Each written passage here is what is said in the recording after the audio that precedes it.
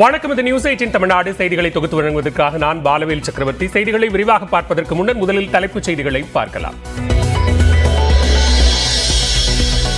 மதுபான கொள்கை முறைகேடு வழக்கில் டெல்லி முதலமைச்சர் அரவிந்த் கெஜ்ரிவாலுக்கு இடைக்கால ஜாமீன். அடுத்த மாதம் 1ஆம் தேதி வரை ஜாமீன் வழங்கி உச்சநீதிமன்றம் உத்தரவு.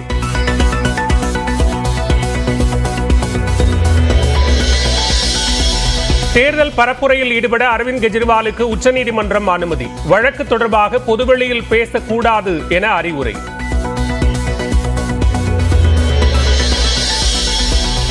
கோவை, தேனி, திருநெல்வேலி உள்ளிட்ட 8 மாவட்டங்களில் 5 நாட்கள் கனமழை பெய்ய வாய்ப்பு. ஈரோடு, சேலம், தர்மபுரி உள்ளிட்ட 12 மாவட்டங்களில் இன்று கனமழை பெய்யக்கூடும் என வானிலை ஆய்வு மையம் கணிப்பு.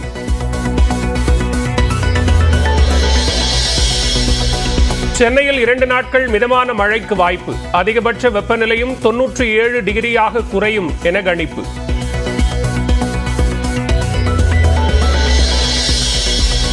பத்தாம் வகுப்பு பொதுத் தேர்வு எழுதியவர்களில் 91.55% பேர் தேர்ச்சி. கடந்த ஆண்டை விட இந்த ஆண்டு 0.16% அதிகரிப்பு.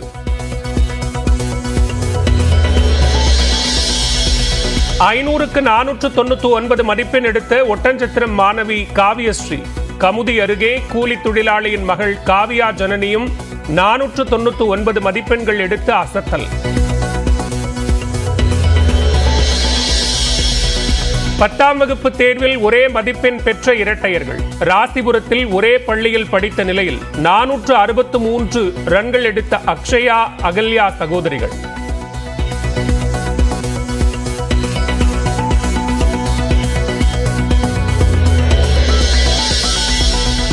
பத்தாம் வகுப்பு தேர்வில் தேர்ச்சி பெற்ற மாணவர்களுக்கு முதலமைச்சர் மு.க. ஸ்டாலின் வாழ்த்து. வழிகாட்ட நான் முதல்வன் உள்ளிட்ட அரசின் திட்டங்கள் உள்ளதாகவும் எக்ஸ் தளத்தில் பதிவு.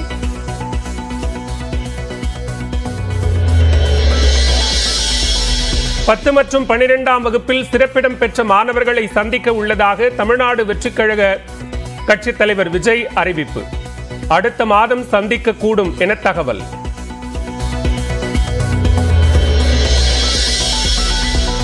ஜெயக்குமார் மரண வழக்கில் ஆதாரங்களை சேகரிக்கும் வகையில் வீட்டின் கிணற்று நீர் முழுமையாக வெளியேற்றும். செல்போன்கள் இருக்கிறதா என தேடப்பட்ட நிலையில் கிணற்றிலிருந்து கத்தியை மட்டுமே கைப்பற்றிய தனிப்படை.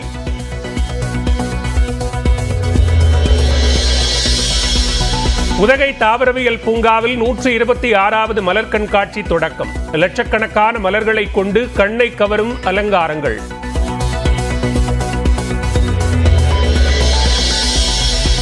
அரியலூரில் உள்ள தனியார் சிமெண்ட் ஆலையில் பயங்கர தீ விபத்து. குப்பைகளை சேமித்து வைத்திருந்த இடத்தில் பற்றி எரிந்த தீயால் பல கிலோமீட்டர் தொலைவிற்கு கரும் புகை மூட்டம்.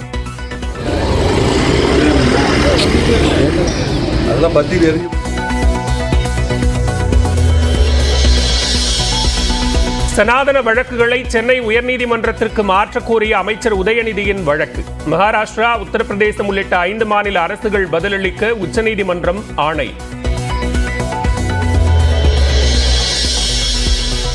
வரைவு அறிக்கையில் யானை வழித்தடங்கள் 2 மடங்காக அதிகரிக்கப்பட்டுள்ளதாக எடப்பாடி பழனிசாமி கண்டனம்.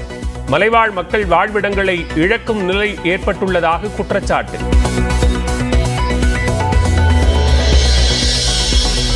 அணுகுண்டுகள் வைத்திருப்பதால் பாகிஸ்தானை மதிக்க வேண்டும் என காங்கிரஸ் மூத்த தலைவர் மணிசங்கர் ஐயர் கருத்து. அண்டை நாடு மீதான காங்கிரசின் பாசம் எப்போதும் முடியாது என பாஜக கருத்து. பாகிஸ்தான் குறித்து மணிசங்கர் ஐயர் பேசியது சொந்த கருத்து. காங்கிரசுக்கு தொடர்பில்லை என்றும் கட்சி தலைமை விளக்கம்.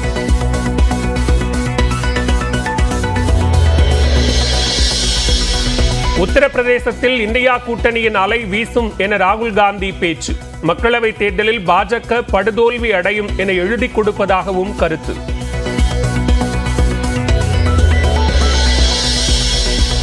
ஆந்திராவின் இந்துப்பூர் சட்டமன்ற தொகுதியில் தீவிர பரப்புரையில் நடிகர் நந்தமூரி பாலகிருஷ்ணா கிராமம் கிராமமாக சென்று வாக்கு சேகரிக்கிறார்.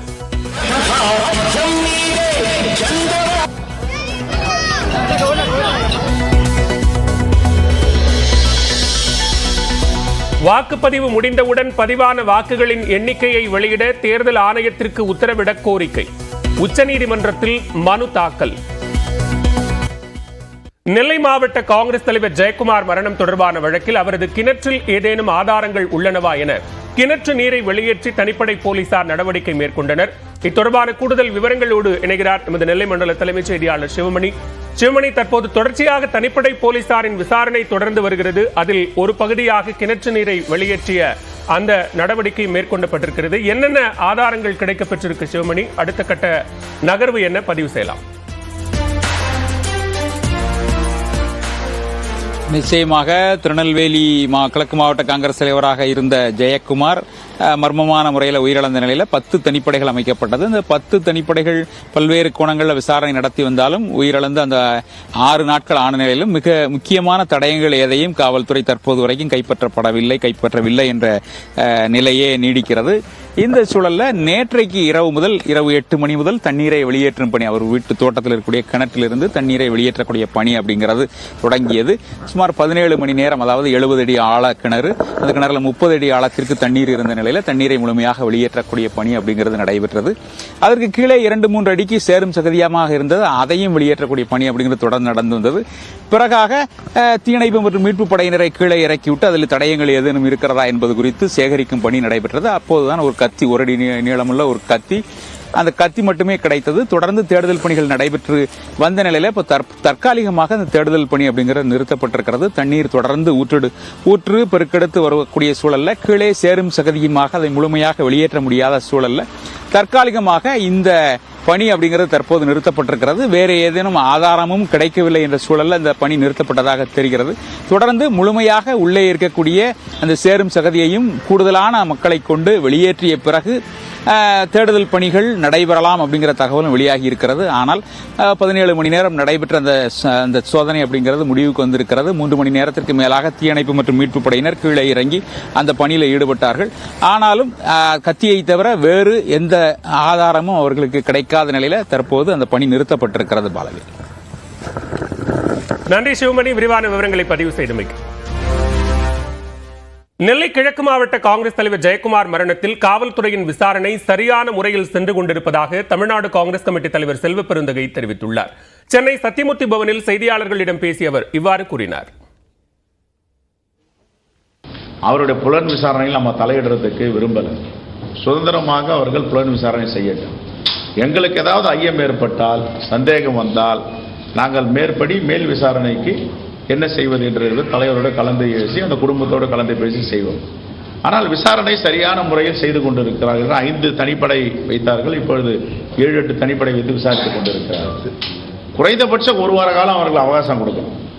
என்னோட அந்த காவல்துறை எஸ்பி 2 நாட்கள் முன்பு பேசி சரியான முறையில் போயிட்டு இருக்கு, நாங்கள் இன்னும் 2-3 நாட்களில் உண்மையான குற்றவாளியை நெருங்கி விடுவோம்னு சொல்லியிருக்காரு. வரட்டும். ஏன்னா அந்த புலன் விசாரணையில் போய் நம்ம மீடியாவில் போய் ட்ரையல் பண்ண வேண்டாம்.